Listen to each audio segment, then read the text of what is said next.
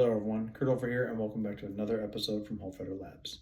Today we continue on with Fiore's sword and two-hand section, and we're looking at the straddle crossings here, and three plays that go back to back that show a very nasty throw at the end of it. With this right here, again, when I've said before, these are three plays that go back to back. I believe, again, he talks first and foremost about them going back and forth here. But as much as they are showing a technique, I also believe it is going to a concept that I will make reference to in regards to how striking and everything else is very necessary, and also to knowing effective strikes, which to me, as a former service guy, means to know what hurts. I'm going to talk a little bit about that. With that being the case here, don't forget, like, subscribe, share with a friend out there, and don't forget to leave a comment below. We'll be back to talk about this after the footage is done. And with that being the case here, let's get into it. Okay, this week here, we're going to get a triple feature here in regarding to three plays that go back to back to back that are essentially things that allow us to see a continuation of an action that once again show a sequence of operations. As I've thought about this in previous weeks here, these concepts that we're talking about, it really kind of goes down to a similar thing I was taught. Know what hurts, exploit what hurts, and don't care if they're screaming because they're hurt. And that's something I remember learning when I was in Marine combat training years ago, for the basics of combat. So essentially in this case right here, these plays, they don't just teach like, do this exact technique. What I start to get the sense of, and they're scrolling across right here, as you can see it for yourself, they give the sense of, if you know what is happening, you can apply this anywhere.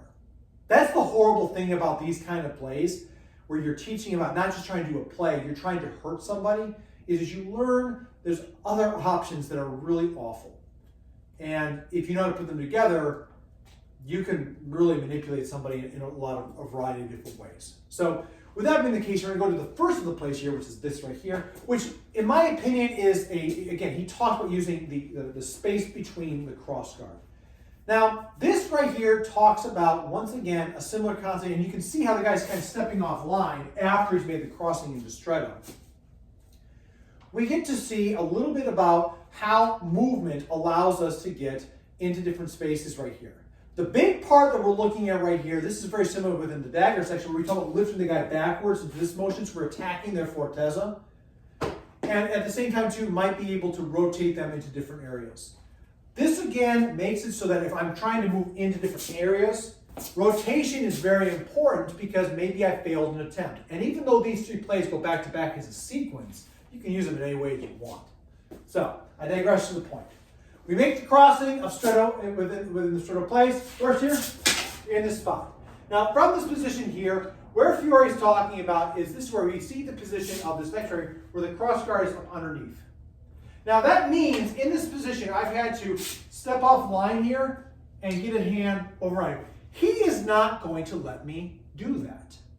So what do I think is actually happening right here? This is a case in point of where I'm in the spot. I am literally coming into this crossing here. Put the sword down for a second with this right here. We've come into this passing here, and I'm going to do this to him.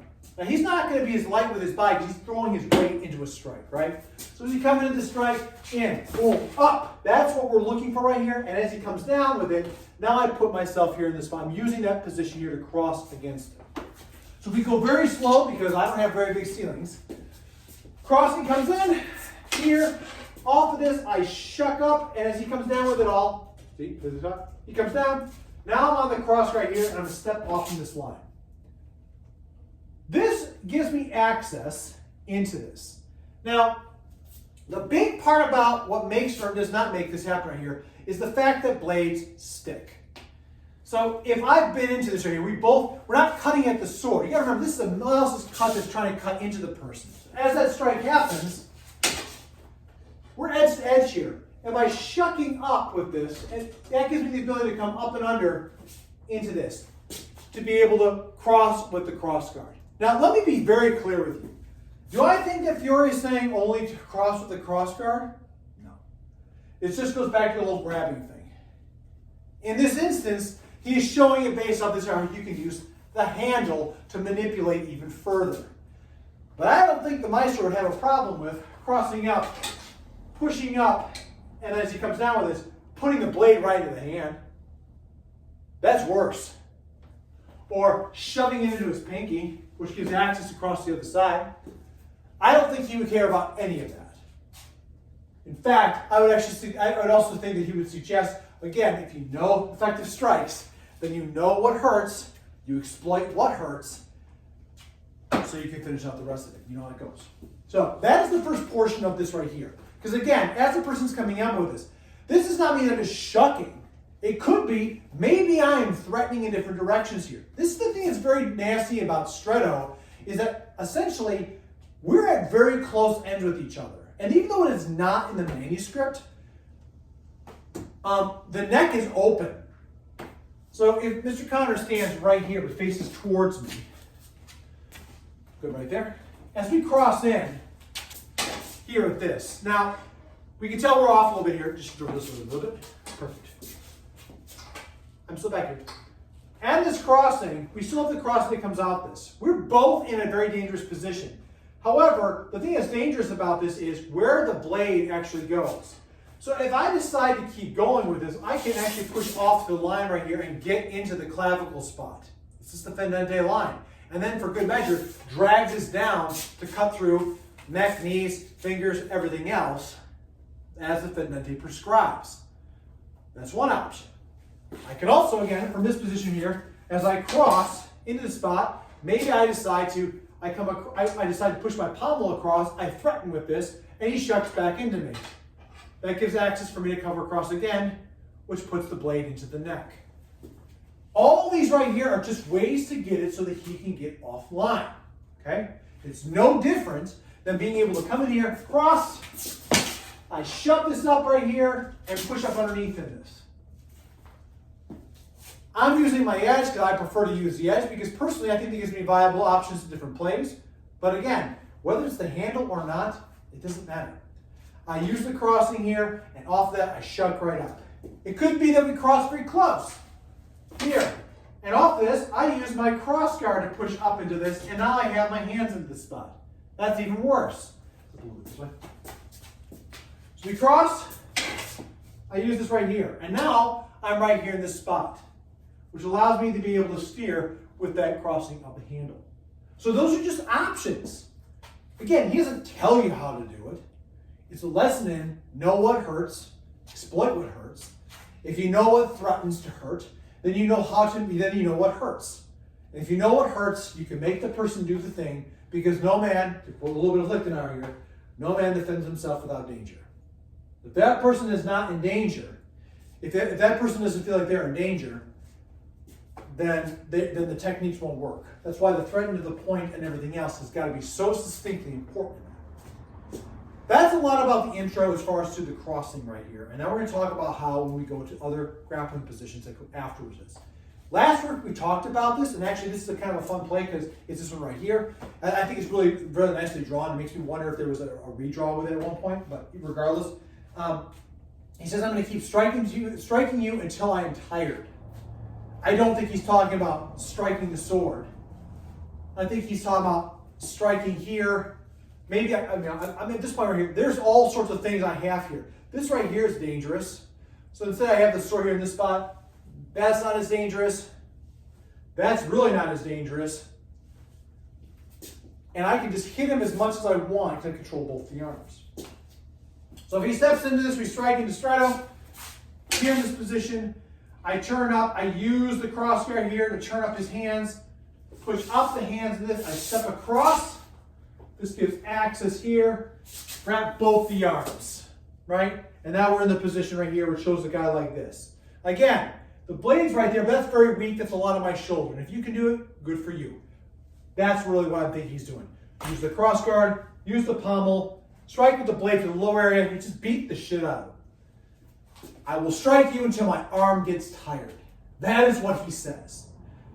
And then we go into the next play. So again, this last one right here that we just talked about, that's no different we talked about last week. It's just a way of being able to get to the inside here and grab up both the arms.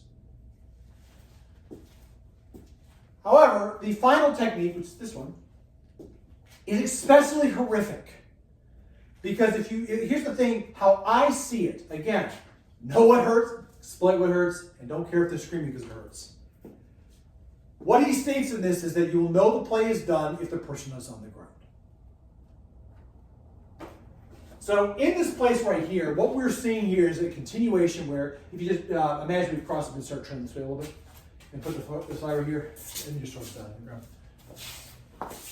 If I'm like this, I've got all manner of things here. This just goes back to the effective strike sections where you have the button right here. You've got the eyes under the jaw. I'm just going to put a little pressure here. This already is steering him very lightly. I can put this right here to his eyes and just yank that back. I can tickle his nose. I can take his teeth. I can hit there's a button right here into his throat. All this spot right here. The part that makes this very nasty is I'm now on the backside of his body, which to me tells me I have turned him completely with this. But is it just because I use force, or is it because I've beaten one side of his body so badly that he wants to turn away from that, to shield him from the spot that's already been, which gives me access to the deeper throat. This sequence of plays right here is, again, in my opinion, a lesson in effective striking, and to take actions which allow you to hurt the person to put them on the ground. And that's why these three plays right here are so importantly keyed together. So, cross here, I threaten his face, he turns back at me, I push back into it, sorry. He decides, I come off this way here, he turns into me in this, I use the handle spot, I shove up his hands, I crate up and over his, I wrap up both his arms, I bash his face, I hit his eyes, I start smacking the shit out of his leg. He automatically starts wanting to steer from this. I mean, this sucks. This is a horrible position to deal with. And he knows I'm not going to hurt him, but I'm pretty sure that Connor is not having a good time here. And if he's trying to free his arms about this, he can't do anything. I'm just beating the shit out of him, right? He's bloody, he's wounded, he's maybe missing an eye, his leg's been hacked up, so I hit him on the side here repeatedly here with the false edge, or this right here. Maybe I hit this side. So now it is very easy for me, in this case, to, as this is happening, to shift him across and step behind. And I'm not even going to bother hooking his neck. I'm just going to, as I push him across, so here, I'll get back to the arm now. Here, boom, daze, boom, boom. Arm down, whip and throw, and just come straight up in this. The thing that does the throw here, I'm just going to put a little bit of pressure here, is this. My hip and the cross guard are what put him on the ground. Whether he is in armor or not, that's a really bad day. And again, the play ends when he's on the ground. So, again, like I said, the greater portion of this right here is it combines together a concept about what happens when you get into the close range of the sword. Personally, Fiore's Akmatsari and dagger stuff, it's not this beautiful fencing like this right here that we start seeing everywhere. To me, it's much more, he's got something constraining, hit up here, hit him, and throw him down on the ground. Use every leveraging mechanism against you to stop and control the person. It's not flowery, it's not pretty, it's effective. As you get closer, and I don't have this at a distance here, as we're at the points right here, we have all the time in the world to start figuring this out. As I decide to shoot in, he doesn't like this, he pushes straight up. Now we're here into a grapple spot. Why am I controlling it? Because the dangerous part right here, in my mind, is away. And as we get closer, you strike them and you use everything you can to stop the fight. And that's what these three plays right here really, in my mind, come to me, is that they are effectively, they're showing you that the totality of Fiore's fight is absolutely brutal. And the man knows, okay, just jab this up right here. Because here's the thing, if I don't like Connor, and I do, if I do this right here, that's his eye. That's dislocating his jaw. But I can also punch through the bottom of his jawline right here, through the bottom portion right here, to steer his lower jaw however I want. Because remember, if you look at the images of his swords, kind of nasty. And regardless of whether they're sharp or not, it doesn't take much, especially that kind of force, to cause serious damage to the human body. And that concludes what we have here for these three plays, which string together and I believe talk about, once you have contained the fight, what to do to the person after it's done. So as you can see in the video, this is an exceptionally brutal, in my opinion, very brutal three continuations of things that have happened here. And I think in many ways too, it, like I said before, it goes back to the concept of something I was taught when I was in the Marines of know what hurts, exploit what hurts, and don't care if they're screaming because it hurts. The whole concept right here, you know, even just thinking about this, because again, it's hard to tell. Like it's a, you know, you put the handle in the place right here, the sword in the middle of the handle here. That's one lever of it. You can leverage the handle right here. You can leverage the crossguard. These, you know, I can smash that. I can put the blade into the back of the hand. And these seem like, you know, and again, like these might seem like very, very obvious things. But again, you know, in a world of sophistication where, you know, not everyone knows what hurts these in the areas and wired to go in certain areas, it can be kind of curious on like what to do with things. So in this right here, Fiore shows right off the bat methods and ways to be able to get the person to lose their hands and to kind of shuck them up. And we've seen that before, especially when it came into areas of like dagger, where, you know, if I come up, it's not just going right for the leg because it puts the dagger inside, but like coming up and shoving it up so I can go low.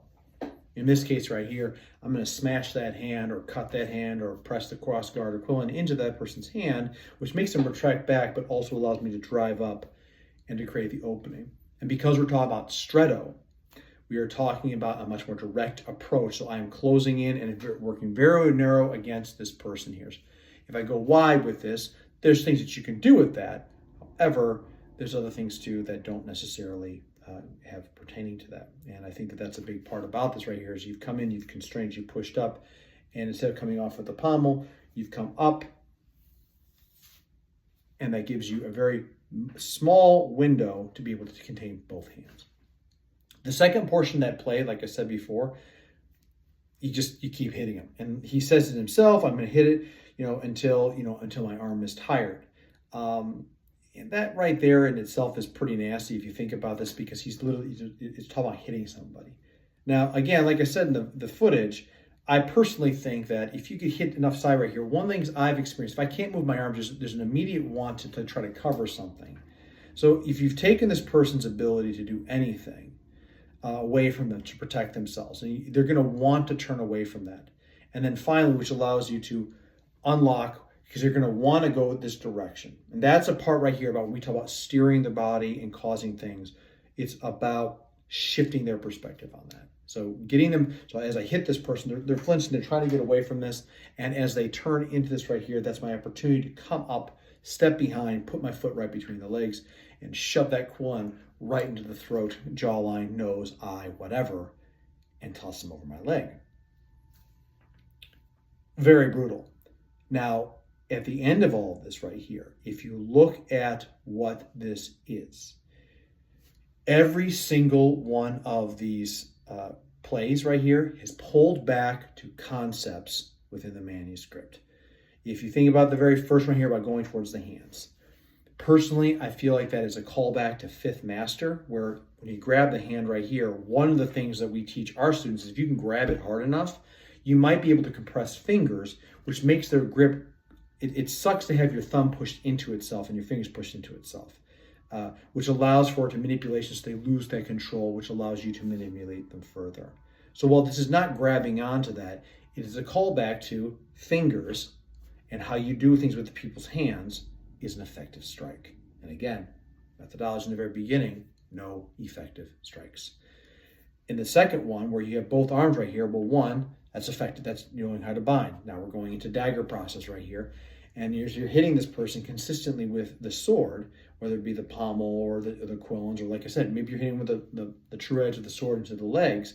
You're hitting areas there where, once again, you've been taught. We know if we hit a leg, if we know we hit a knee from the side, you're going to break it. We know that if you hit the guy in the side of the ear with the sword here, you're going to cause problems here because it's your temple area and everything else. There's all the things that he's talked about. And finally, the throw. In the throw right there, again, from my perspective, if I push that quillen into up under the neck, which is yet another spot where Fiore tells you to strike, the throat, the eyes, the nose, if the person is unarmored, you're seeing all the more of that. So a big part about that is very important, I think, for people to realize is that when he says that they are not armored, I don't believe he's saying, okay, well, they're wearing armor here, so you just don't do this technique. I think it's more along the lines of where they are not armored. So if a person is not armored, as in they have a face that's open on a helmet, then attack that stuff. Don't attack the temples. It's a waste of time. You're hitting the helmet right here, unless you have like a hammer or something. But everything else is still fair game. So attacking those spots right here, which goes into other plays. But if you have something that is a equalizer, and if you look at like a lot of the swords that Fiore has, as far as as far as what it looks like in the armored section, we'll talk about that when we get there. Sometimes the quillins are considered to be blades, and the pommels are spiked. So it's not just like these beautiful disc weapons. Oh, look at this right here. It's very beautiful. No, it was very effective. So put spikes on the end of a quillin right here so I can cover. Yes, but I can turn that into somebody. It becomes a really nasty tool of war. And if the person's wearing a helmet, this becomes a lot easier if they're wearing chainmail, just like a dagger would be. So applications of those things all coming together. So again, a little bit long-winded on this, but I felt it was very important to talk about this and to really have that dialogue, because as much as we love training these type of things right here in our classes and whatnot, it's an effectively a very dangerous topic of discussion, and replicating these things in training is very difficult to do. It's very difficult to do safely, because what you're supposed to do to somebody is completely wreck them. This is a series of plays to me that once again talks about the brutality of the art of armazari that Fiore is talking about, which is absolute total destruction of the person. The sword is not the portion is not the importance of it all. The sword is a tool which allows you to get to armazari. And again, like I tell people, this is not a fencing manual. Fencing's theory, and it's a fighting manual.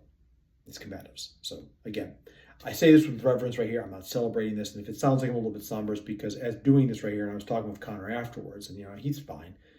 But just seeing where this stuff goes, the level of anger that must have been and the needed for techniques like this in a historical context is quite incredible. So that's going to do it for this video here. Again, a little bit long-winded, but I think it's kind of important because it does go back to our visimento, or awareness of the practice, and I just want to kind of share my thoughts and feelings on that too. So with that being the case here, don't forget, like, subscribe, share with a friend, and leave a comment below. Let me know what your thoughts are. Let me know what your thoughts are about my ramblings about these things when it comes down to the physical actions of it all, because I think there's a lot to this, and I think it's a part right here that if we discuss those things, it does help us understand even more. So again, that's all that goes from there. So again, don't forget to hit the bell to be notified when new content drops. And as always out there, please, dear viewers, be safe out there, train well, and fight on. I'll see you all soon.